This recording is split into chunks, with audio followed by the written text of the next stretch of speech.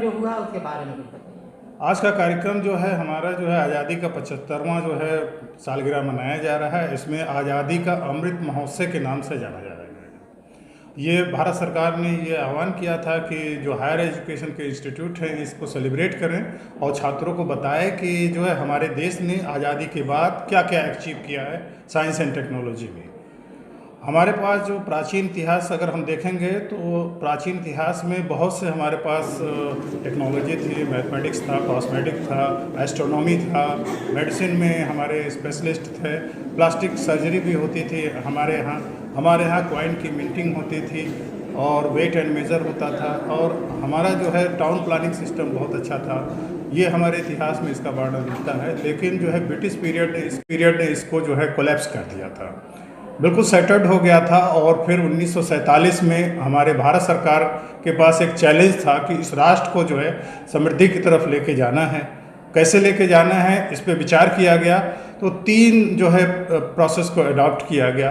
पहला जो है साइंस एंड टेक्नोलॉजी था, दूसरा जो है कैपिटल था, तीसरा जो है हमारे पास जो रॉ मटेरियल्स अवेलेबल थे। तो अब रॉ मटेरियल्स को हमको प्राप्त करने के बाद एक सेटअप इस्टेब्लिश करना था जो इंडस्ट्री का था और जो है हमारा जो बेस होता। तो इस पे जो है हमारे वैज्ञानिकों ने बहुत ज़्यादा सराहनीय काम किया और भारत को एक मजबूत स्थिति में ला के खड़ा किया। आज हमारा देश जो है पूरे दुनिया में एक महत्वपूर्ण स्थान रखता है, चाहे वो सिक्योरिटी के हिसाब से हो, चाहे साइंस एंड टेक्नोलॉजी हो, चाहे वो आत्मनिर्भरता के नाम पे हो, सब पे जो है महत्वपूर्ण स्थान रख रहा है। अच्छा, छात्र छात्राओं को भी पुरस्कृत किया गया है? छात्र छात्राओं को जो है इस पे उनको प्रेजेंटेशन होता है हर साल, साइंस एंड टेक्नोलॉजी में क्या डेवलपमेंट हो रहा है भारत के अंदर और पूरी दुनिया के अंदर, तो ये उसका प्रस्तुतकरण होता है। उस पर हम लोग सर्टिफिकेट और मोमेंटो देंगे जो है।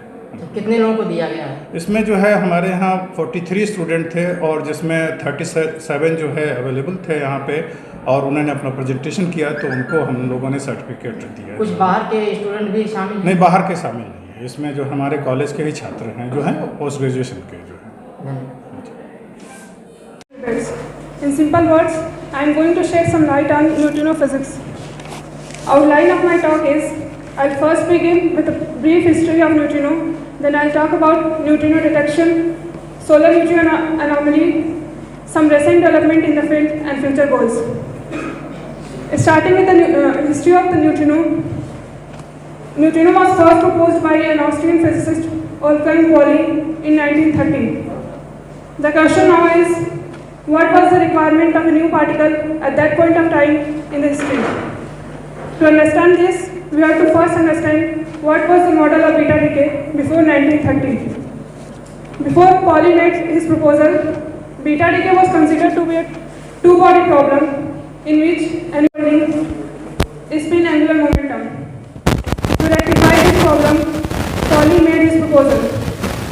And remember, this was before the discovery of neutron that we know today as a Pauli centimeter. So moral here is, to detect neutrino, we need a lot of neutrinos and a lot of detectors. Nonetheless, experimentalists began to search for this elusive particle, and the first experimental evidence came in 1956 by 2 scientists, Reines and Cohen, at Savannah River in USA. They detected this particle using inverse beta decay process. Later in 1962, muon neutrino was detected, and very recently, in 2000, tau neutrino was detected. This completed the 3 generations of neutrino in standard model of particle physics.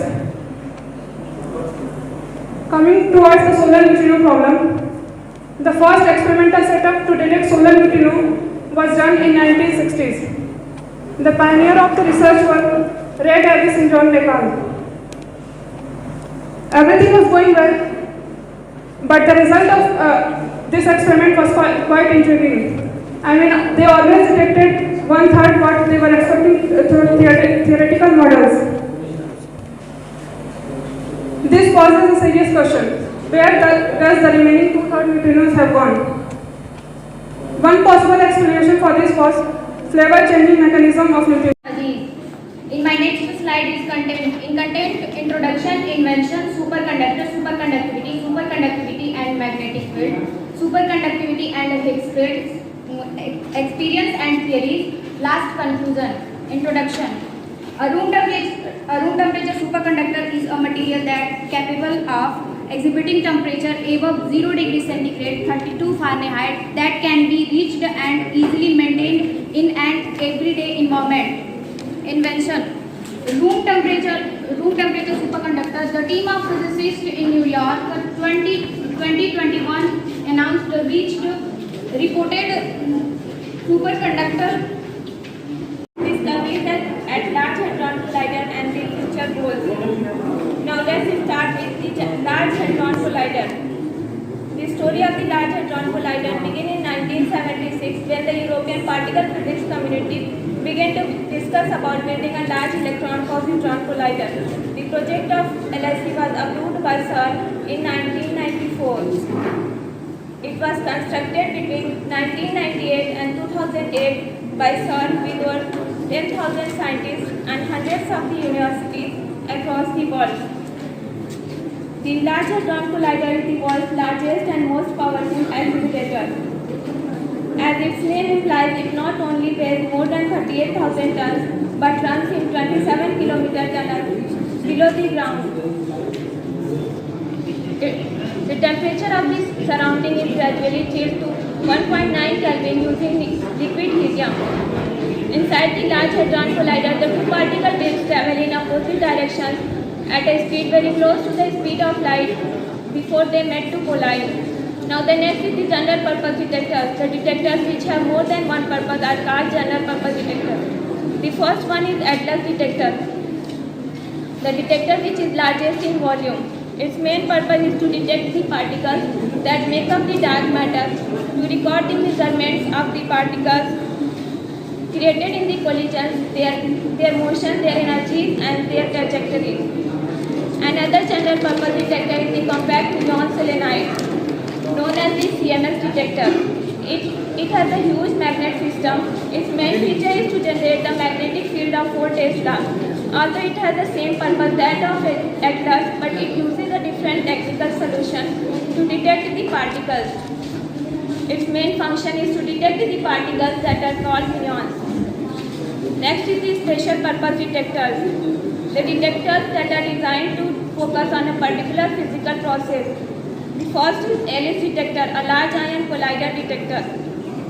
It is different in this experiment, a piece of a gold foil was hit by the alpha particle with the alpha particle which have a positive charge. Most of alpha particles went right through. This showed that the gold atoms were mostly empty space. Some of the particles had their path bent at large angles.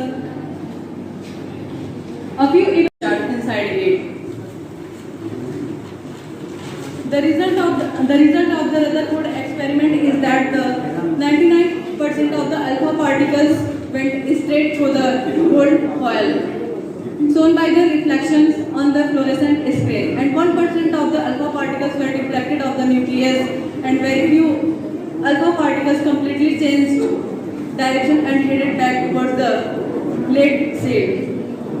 Second one is the Large Hadron Collider. Large Hadron Collider is the world's largest Rajasthan desert which is presenting now. If the temperature has been increased, Rajasthan will receive a heavy rainfall during heavy seasons. Now I would like to thank Dr. Asad Kamal sir for giving his guidance and support in the completion of this topic. I would also like to thank Sahil sir for his supervision. At last but not the least, I would like to thank Jess for giving his valuable time. And at last, I would like to thank my classmates and junior for listening patiently. Thank you.